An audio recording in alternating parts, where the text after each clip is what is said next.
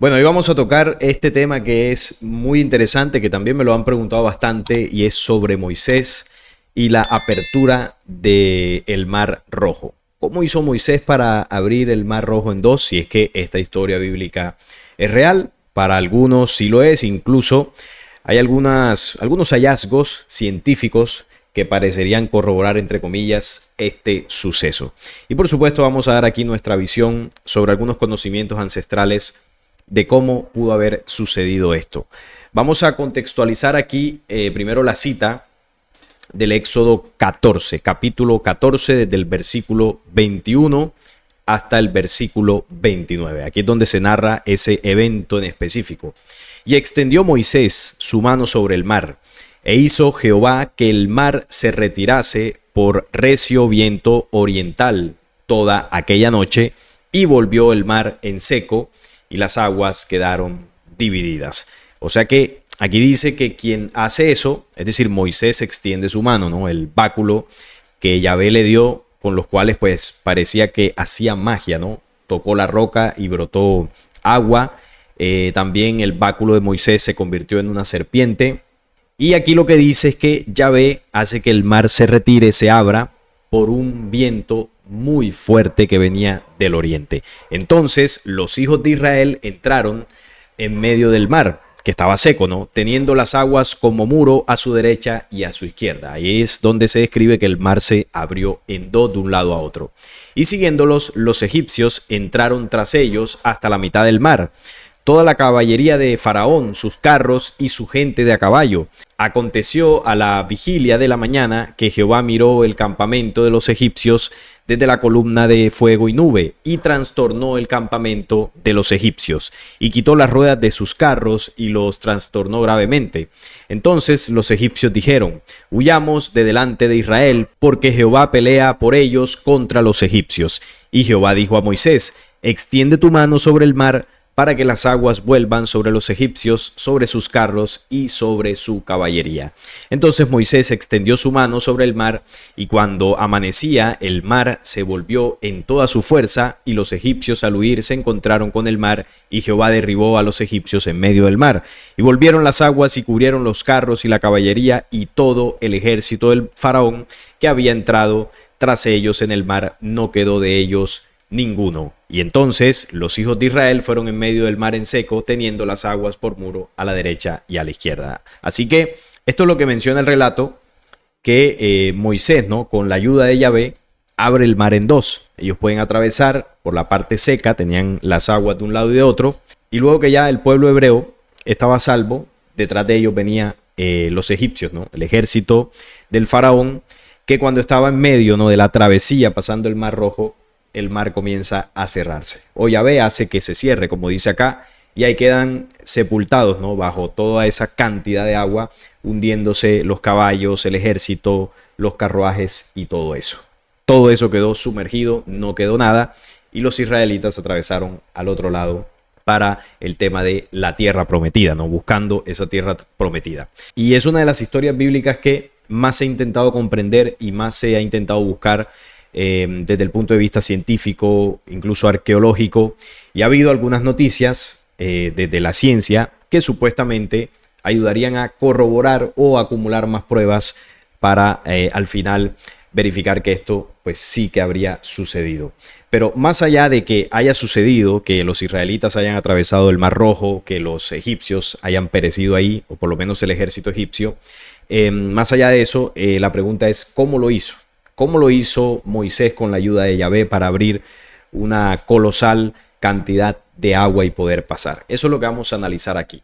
Cuando hablamos de noticias que supuestamente corroborarían este suceso, en una de ellas se dice que científicos realizan descubrimiento impactante en el lugar donde Moisés abrió el Mar Rojo, según la Biblia. Los científicos que exploran las profundidades del Mar Rojo han descubierto trampas de muerte naturales en el fondo marino. Se trata de piscinas de salmuera a casi 1200 metros bajo la superficie del Golfo de Aqaba, que son hasta 10 veces más saladas que el agua del mar normal y carecen de oxígeno, lo que esencialmente aniquila toda vida que entra en su interior.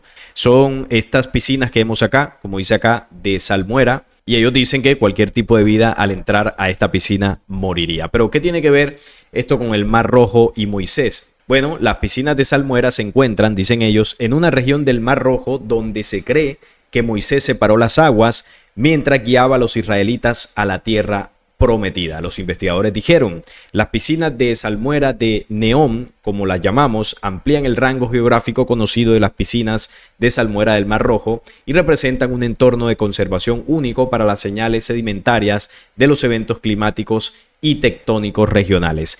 La región es una franja alargada del Mar Rojo que separa el Sinaí egipcio de Arabia Saudí y algunos expertos creen que es donde Moisés separó las aguas. Esto se debe a que el Golfo de Acaba es más profundo y ancho que otras regiones del Mar Rojo, lo que podría coincidir con la historia de Moisés en el libro del Éxodo. Entonces, dicen estos investigadores que la zona donde se encontraron estas piscinas de salmuera podría ser el lugar por donde pasó Moisés con los israelitas y cómo detrás de ellos venían los egipcios persiguiéndolos. Es una de las hipótesis, ¿no? Pero además de esta noticia, que es bastante reciente, a finales del año pasado, si no estoy mal, salió esta otra que dice: arqueólogos confirman la travesía de Moisés del Mar Rojo. Estos arqueólogos encontraron registros del episodio bíblico de Moisés y los israelitas, donde estas recientes investigaciones arqueológicas y estudios arrojaron luz sobre la posibilidad de que este evento tuviera lugar exactamente como se describe en el Éxodo. Según los estudios, el lugar llamado Migdol en la narración bíblica corresponde a la región del Golfo de Suez. Esta identificación concuerda con la información histórica y geográfica de la época, la que refuerza la credibilidad del relato. Además, las excavaciones en el fondo del Mar Rojo han revelado restos impresionantes como ruedas de carros, huesos humanos fosilizados. Estos hallazgos pueden relacionarse con el ejército egipcio que, según el relato, quedó sumergido por las aguas cuando perseguía a los israelitas. Veamos las imágenes de los hallazgos que se hicieron hace unos pocos meses sobre esta historia del Éxodo. Aquí se ven unas ruedas, ¿no?, como de un carruaje de caballo, cubierta, ¿no?, por todo el lecho marino. Y esto tiene una antigüedad bastante importante, dicen, ¿no?, los que hallaron estos restos, que podrían remontarse a la época donde se habría dado el evento de la huida de los israelitas del ejército egipcio. Vemos acá un carruaje también bastante conservado, ¿no?, teniendo en cuenta que eso habría sido hace miles de años. Y los investigadores dicen que esto podría estar relacionado con los restos del ejército de Egipto. Dicen también que en esta zona se encontraron huesos humanos y que correspondería a ellos mismos. Claro, más allá de eso, porque hay que recalcar que estas noticias no confirman 100% el relato. Solamente son descubrimientos que ellos utilizan para recopilar pruebas y que de alguna forma estas pruebas sustentarían lo que relata la Biblia. Pero ninguno de estos hallazgos ha confirmado que, por ejemplo, estos carruajes sean los de los egipcios realmente, o que los huesos humanos correspondan a personas que habitaron en Egipto de aquella época, o, como decía la otra noticia, las piscinas de salmuera pues correspondan exactamente al mismo lugar. Porque además, tanto la noticia anterior como esta se sucedieron en dos puntos distintos del Mar Rojo. Este descubrimiento fue en Migdol o Golfo de Suez, y la noticia anterior corresponde al Golfo de Acaba. Son regiones distintas del mismo Mar Rojo y vemos que ahí pues no se ponen de acuerdo para descubrir el lugar exacto por donde ellos supuestamente habían cruzado. Sigue siendo tema de debate y sigue el misterio, pero el más complicado sería entender cómo hizo para abrir las aguas. Y ahí es donde yo quiero compartir mi investigación basado en algunos conocimientos que nos arrojan luces sobre este acontecimiento. Y me estoy refiriendo exactamente a las informaciones que nos hablan del origen del Sonei y el plano astral. El origen en este planeta Tierra, ¿no? Este origen sabemos que está ligado a la caída, a la invasión de los seres negativos de connotación extraterrena que eligieron pueblos en el remoto pasado. Uno de esos Elohim, uno de esos seres extraterrenos, es el que el pueblo hebreo llamaba Yahvé. Yahvé hacía parte de esta legión de razas negativas que invadieron la tierra. Estas razas tenían alta tecnología, por eso leía la cita y hacía énfasis en que quien ayuda a Moisés a abrir el Mar Rojo en dos es Yahvé. Dice que sopló un fuerte viento Y además de eso hay que entender que el mismo texto bíblico habla de que el pueblo de Israel comenzó a ser guiado por una nube que delante iba como una columna de humo y de noche iba como una columna de fuego. En el texto del Éxodo que describe la apertura del Mar Rojo se dice que era una nube como oscura, una nube densa, había como tinieblas alrededor de ese evento que describe el documento bíblico. De hecho, vamos a verlo por acá. La parte que menciona a esta nube está acá en el versículo 19 hasta el versículo 20. Dice, y el ángel de Dios que iba delante del campamento de Israel, ya esto es cuando ellos se dieron a la huida, ¿no? Y luego fueron perseguidos por el ejército egipcio. Se apartó e iba en pos de ellos. Asimismo, la columna de nube que iba delante de ellos se apartó y se puso a sus espaldas. E iba entre el campamento de los egipcios y el campamento de Israel. Y esto era una nube y tinieblas para aquellos. Y alumbraba a Israel de noche, y en toda aquella noche nunca se acercaron los unos a los otros. Entonces aquí nos está hablando de tecnología, ¿no? Una tecnología extraterrena, quizás era la nave de Yahvé, la famosa gloria de Yahvé que lo guiaba, pero tenía una característica y es que de día se veía como una tiniebla. Ahora, cuando aquí menciona nube, se está refiriendo a la nave. Pero quizás no porque haya una confusión en el término de que en vez de colocar nave pusieron nube, sino que el camuflaje que los Elohim utilizaban en sus naves era precisamente envolverlos como en una especie de gases, ¿no? Con cierta densidad para asemejarlo a nubes. Esa es una de las tecnologías de camuflaje que tienen y que incluso aún en la actualidad se sigue utilizando. Esto es algo que yo toqué en algún video que no recuerdo bien el nombre, sé que fue un video que hablé sobre una nube extraña que apareció por allá en África. Si encuentro el video, colocaré la imagen por acá para que ustedes luego lo busquen. Y ahí yo explico cómo ellos han utilizado ese camuflaje, tanto las naves de estos Elohim, incluso hasta las naves de las razas de la luz también utilizan el camuflaje con estos gases densos para asemejarse a nubes. Pero el camuflaje de Yahvé, que era como una nube, era de tinieblas. Es decir, como una nube, como cuando hace tiempo de lluvia, más o menos, para que nos hagamos esa imagen. Bueno, esa era la nube que iba guiando al pueblo de Israel. Así que menciono esta parte para que entendamos cómo a través de la tecnología estos Elohim ayudaron a sus pueblos, ¿no? Como en el caso de Yahvé.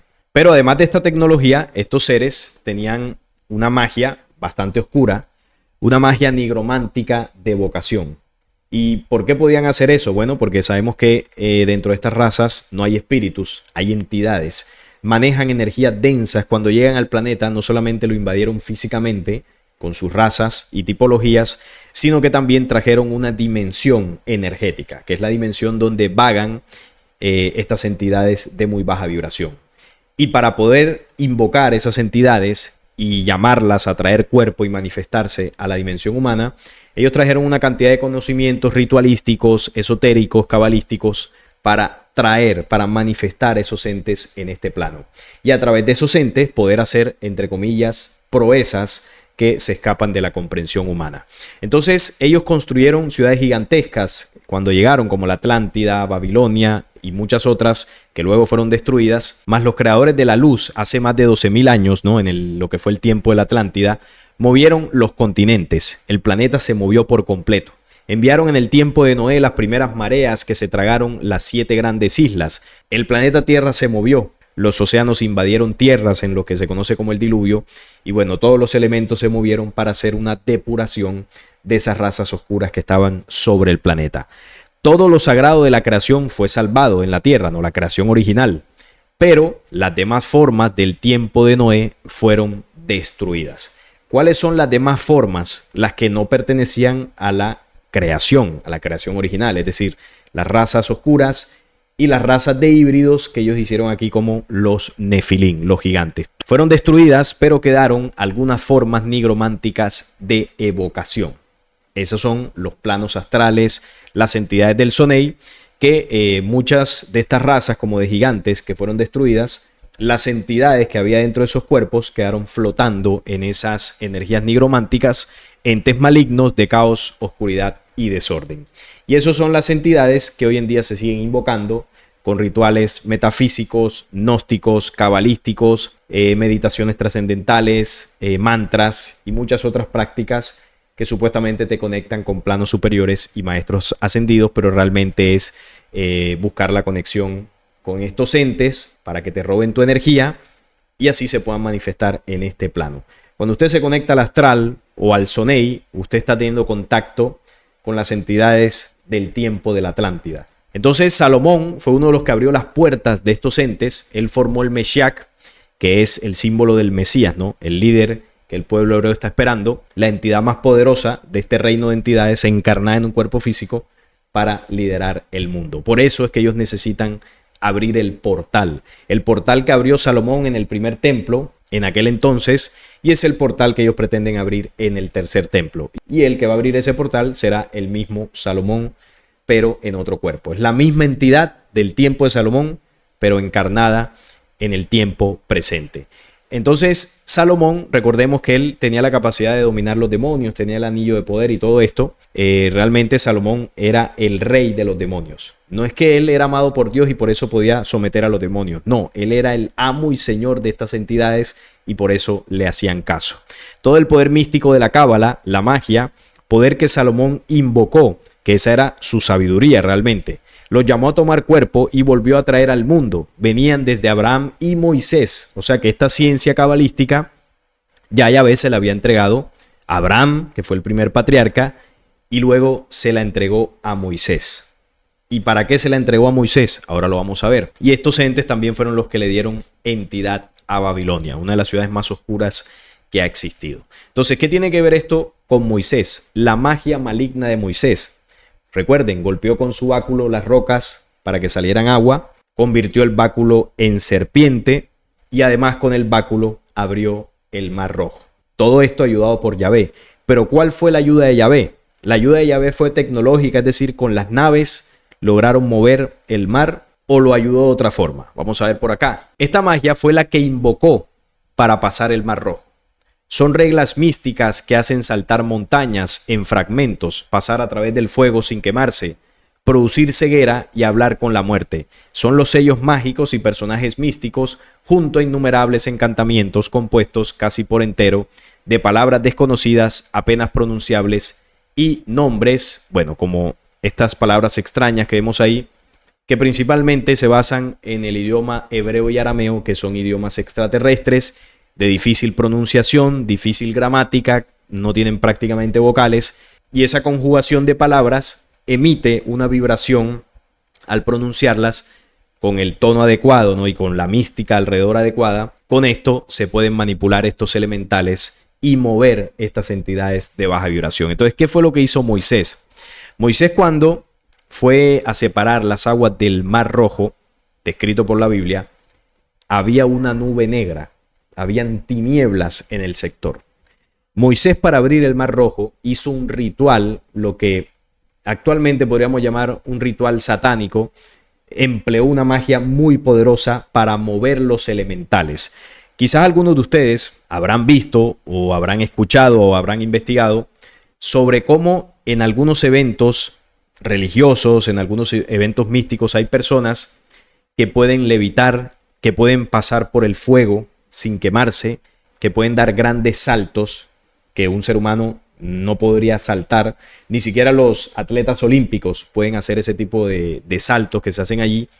Y también pueden mover los elementos. En este tipo de rituales que se hacen, se puede invocar la lluvia para que caiga, se pueden mover los vientos, se puede manipular el fuego. Es decir, este tipo de prácticas se existen.